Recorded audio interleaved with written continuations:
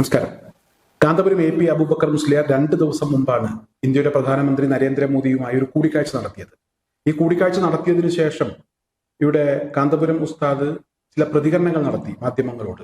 ഈ പ്രതികരണങ്ങളുമായി ബന്ധപ്പെട്ട് വ്യാപകമായിട്ടുള്ള വിമർശനം ഉയർന്നു വന്നു.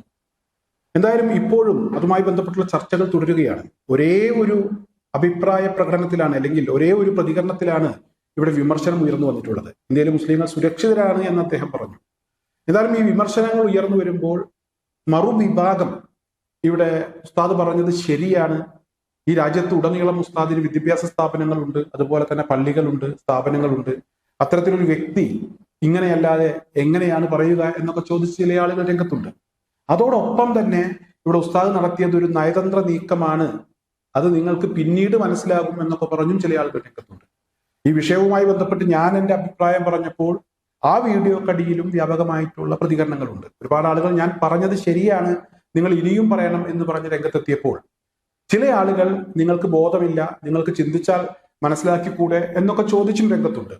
ചില ആളുകൾ എന്നെ അറിയുന്ന ആളുകളാണ്, അതുപോലെ അറിയാത്ത ആളുകളുമുണ്ട്. എന്തായാലും എല്ലാ കമന്റുകളും ഒരു വിധം ഞാൻ വായിച്ചു. കാരണം ഇവിടെ ഉസ്താദുമായി ബന്ധപ്പെട്ടുള്ള ഉസ്താദിന്റെ ഒരു പ്രതികരണവുമായി ബന്ധപ്പെട്ടുള്ള വീഡിയോ ആയതുകൊണ്ട് അതിന് വരുന്ന അഭിപ്രായങ്ങൾ എന്തൊക്കെയാണ് എന്നുള്ളത് നോക്കണം. തീർച്ചയായും അത് മനസ്സിലാക്കണം. എന്റെ ഭാഗത്ത് എന്തെങ്കിലും തെറ്റ് സംഭവിച്ചിട്ടുണ്ടെങ്കിൽ ആ തെറ്റ് തിരുത്തണം എന്നുള്ള ഉദ്ദേശത്തോടു കൂടിയാണ് ഞാൻ ആ കമന്റുകളൊക്കെ പരിശോധിച്ചത്. എന്തായാലും എന്റെ ശ്രദ്ധയിൽപ്പെട്ട ഒരു കമന്റ്, അത് നിങ്ങളുടെ ശ്രദ്ധയിലേക്ക് കൊണ്ടുവരുന്നതിന് വേണ്ടിയാണ് ഞാൻ ഈ വീഡിയോ ചെയ്യുന്നത്. അതായത് ഇവിടെ ഒരുപാട് കമന്റുകൾ വന്നു, ഈ കമന്റുകളൊക്കെ ഞാൻ വായിച്ചു എന്ന് പറഞ്ഞു. എന്നാൽ അതിലൊരു കമന്റ് അത് ഞാൻ വല്ലാതെ ശ്രദ്ധിച്ചു. ഞാനത് 2-3 തവണ വായിച്ചു. പ്രവാചകൻ പറഞ്ഞ ഒരു കാര്യവുമായി ബന്ധപ്പെട്ടാണ് ആ കമന്റ്. അതായത് പ്രവാചകൻ ഹജ്ജ് കർമ്മം നിർവഹിക്കുന്ന സമയത്ത് ഒരു കക്ഷി പ്രവാചകനോട് വന്ന് ചോദിച്ചു, പ്രവാചകരെ ഏറ്റവും നല്ല ജിഹാദ് ഏതാണ് എന്നാണ് ചോദിച്ചത്. അങ്ങനെയാണ് ആ കമന്റ്. എന്തായാലും പ്രവാചകൻ അതിന് മറുപടി പറഞ്ഞില്ല. ചോദ്യകർത്താവ് ആ ചോദ്യം ആവർത്തിച്ചു. പ്രവാചകൻ തൽക്കാലം മറുപടി പറഞ്ഞില്ല. ഹജ്ജ് കർമ്മം നിർവഹിച്ചതിന് ശേഷം ഒട്ടകപ്പുറത്ത് പ്രവാചകൻ മടങ്ങുന്ന സമയത്ത് കൂടെ ഉണ്ടായിരുന്ന ആളുകളോട് പ്രവാചകൻ ചോദിച്ചു, ആ ചോദ്യകർത്താവ് എവിടെ, എന്നോട് ചോദ്യം ചോദിച്ച ആ വ്യക്തി എവിടെ എന്ന് ചോദിച്ചു.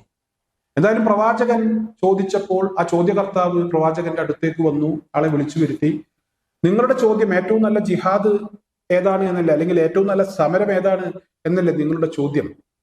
അതിനുള്ള ഉത്തരം ഇവിടെ അക്രമിയായ ഒരു ഭരണാധികാരിയുടെ മുഖത്ത് നോക്കി നിങ്ങൾ അക്രമിയാണ്, നിങ്ങൾ ശരിയല്ല എന്ന് തുറന്ന് പറയുന്നതാണ് ഏറ്റവും നല്ല ജിഹാദ്.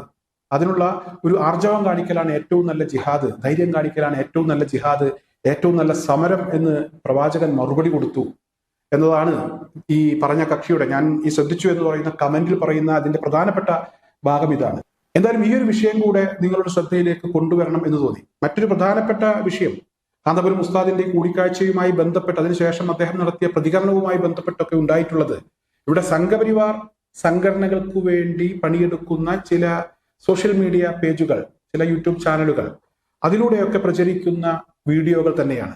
മലപ്പുറത്തെ മോദി അങ്ങ് എടുക്കാൻ പോകുന്നു, കാന്തപുരവും മോദിയും തമ്മിൽ ചർച്ച നടന്നു, അടുത്ത ചർച്ച RSSുമായിട്ടാണ് എന്നൊക്കെയുള്ള ചർച്ചകൾ ഇപ്പോൾ ഇങ്ങനെ പുരോഗമിക്കുകയാണ്. അത്തരത്തിലുള്ള ചർച്ചകളിലേക്ക് വഴിവെച്ചത് ഇത്തരത്തിലൊരു പ്രതികരണമാണ്. എനിക്ക് ഒരേ ഒരു അപേക്ഷ മാത്രമാണ് ഇപ്പോഴും ഉള്ളത്. കാന്തപുരം AP അബ്ദുൽ ഹക്കീം അസ്ഗരി ഈ വിഷയവുമായി ബന്ധപ്പെട്ടൊരു വിശദീകരണം നടത്തി. ആ വിശദീകരണത്തിൽ ഞാൻ തൃപ്തനാണ്. എന്തായാലും കാന്തപുരം ഉസ്താദ് പറഞ്ഞത് ശരിയാണ് എന്ന് പറഞ്ഞ് അതിനെ ന്യായീകരിക്കുന്ന ആളുകൾ, നിങ്ങൾ ഒരു കാര്യം കൂടെ മനസ്സിലാക്കണം. ഇവിടെ ഒരു വിഭാഗം ആളുകൾ എന്തെങ്കിലുമൊക്കെ വീണ് കിട്ടുന്നതിന് വേണ്ടിയുള്ള ഒരു കാത്തിരിപ്പിലായിരുന്നു. അവർക്കിപ്പോൾ കിട്ടാവുന്നതെല്ലാം കിട്ടി. അവരിപ്പോൾ ഉസ്താദിന്റെ കൂടിക്കാഴ്ചയും അതുമായി ബന്ധപ്പെട്ട് നടത്തിയ പ്രതികരണവും ഒക്കെ അവരിങ്ങനെ എടുത്ത് മലപ്പുറത്തെ മോദി അങ്ങ് എടുക്കുന്നു, മുസ്ലിങ്ങളെ മൊത്തത്തിൽ മോദി അങ്ങ് എടുക്കുന്നു എന്ന രീതിയിലൊക്കെയുള്ള വീഡിയോകൾ പ്രചരിപ്പിച്ചുകൊണ്ടിരിക്കുകയാണ്.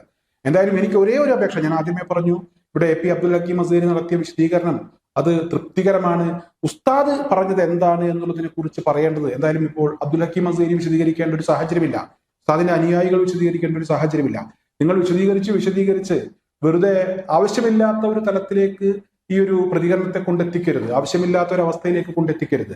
എനിക്ക് ഒരേ ഒരു കാര്യം, ഇവിടെ ഉസ്താദ് തന്നെ ഈ വിഷയവുമായി ബന്ധപ്പെട്ട് എന്താണ് ഉസ്താദ് ഉദ്ദേശിച്ചത്, എന്താണ് ഉസ്താദ് പറഞ്ഞതിന്റെ ചുരുക്കം എന്നുള്ളത് ഉസ്താദ് തന്നെ വിശദീകരിക്കുന്നതായിരിക്കും നല്ലത്.